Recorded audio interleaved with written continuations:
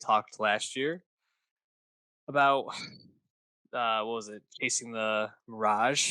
Is that Floating the Mirage, baby. imploding the Mirage? That's what it It's was. gone. It's blown up. Yeah, imploding the Mirage. And Dave, it's actually interesting. I'm looking at the picture behind you if you're watching youtube.com/nostalgia pod. Killer's looking old in that picture, man. And Mm. I it's kind of weird because I think about them, and obviously they're mid, that mid aughts, like 2005, 2006. I think actually Hot Fuss may have been '03. Now I'm thinking about it, but really like that middle of the zero zeros, they really Yeah. started to pop. Hot Fuss, Sam's Town, Hmm. Day and Age, those sorts of albums. But yeah, they're old now. They're aging with us, and Imploding the Mirage, I think we were kind of like middling on, maybe a few interesting moments, but overall, the last couple have just been really disappointing albums. Did that trend continue for you on Pressure Machine? Yeah, so I didn't like Wonderful, Wonderful. I didn't really like Imploding the Mirage, though I liked it more than Wonderful, Wonderful.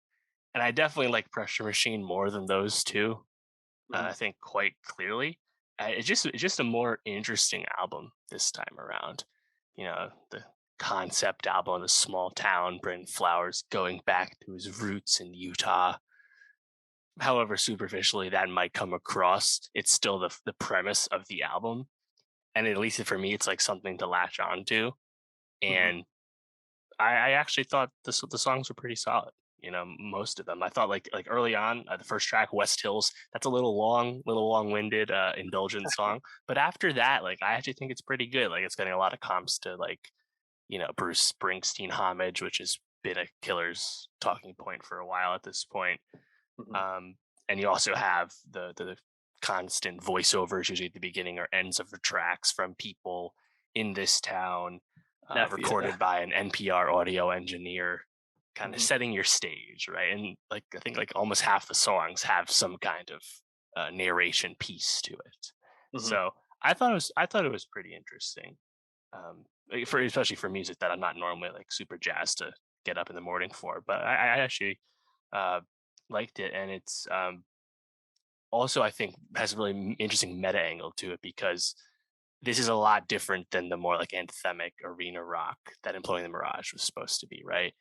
Mhm. And the Killers notably recorded that album pre-pandemic and haven't yet toured that album, and now have made this new album that's starkly different. The comparison point is Taylor Swift here. Lover, recorded pre-pandemic, much more poppy, not toured yet, and then followed up with Folklore and Evermore, which is completely different, you know? Yeah. Kind of funny to see that parallel between the Killers and Taylor Swift of all groups. I mean, it's definitely a interesting parallel, I suppose. I think Lover obviously a lot better than Imploding the Mirage, and check out that our Lover review and our Imploding the Mirage review. Um, in reading about this album and the preparation for it, I didn't know this beforehand, and maybe this is just an oversight on my part, but apparently before recording the last couple albums, Wonderful, Wonderful, Imploding the Mirage, I think even a couple of the others before that, like Battleborn, like Brandon Flowers would go in with a idea in mind of what he wanted to come out with, but didn't have anything pre-written. Yeah, he would just go in there and write the songs as it's going. But this was the first album he's gone in with tracks written or songs already written out. And I think you really hear that in this album because like you said, I think this is probably his best lyrical album, probably since like Sam's Town, which is their second album. Um, but it just sounds like they had a concept that really worked. Whereas something like Wonderful, Wonderful, I think certainly has some tracks that probably stand out more than some of those like Sam's Town like deep cuts, like The Man, especially after Vice, and it was just played every single commercial for that, every single premiere. It's played for a lot of like sports things too. That song is probably going to be at the top of their catalog forever now. Unfortunately, I don't think it's one of their better songs, but it just kind of is what it is for late Killers. But I think there's like 5 or 6 songs on here that are just way better and way more thought out. Like a song like Sleepwalker to me really stands out as like a nice mix of Flowers really tapping into that like Springsteen esque vibe, but then them totally nailing the like Killers stadium sound at near the end with the the guitar solo, the drums kicking in. It just really intensifies, and you kind of hear something similar a couple of tracks later in the car outside, where it's very similar like song structure, but again like talking about uh, like real world issues that are going on in this town, something that feels a little bit more relatable. Um, However, I do think the writing was hit or miss for me, right? So a track I've seen getting a lot of praise is "Desperate Things," right? And it's this song about a cop who kills his girlfriend's abusive boyfriend and runs off with her. Meanwhile, he has a wife and daughter of his own. It's like one of the few killer songs that goes on. It's like 5 or 6 minutes, and they have like Yeah. 5 or 6 verses to it.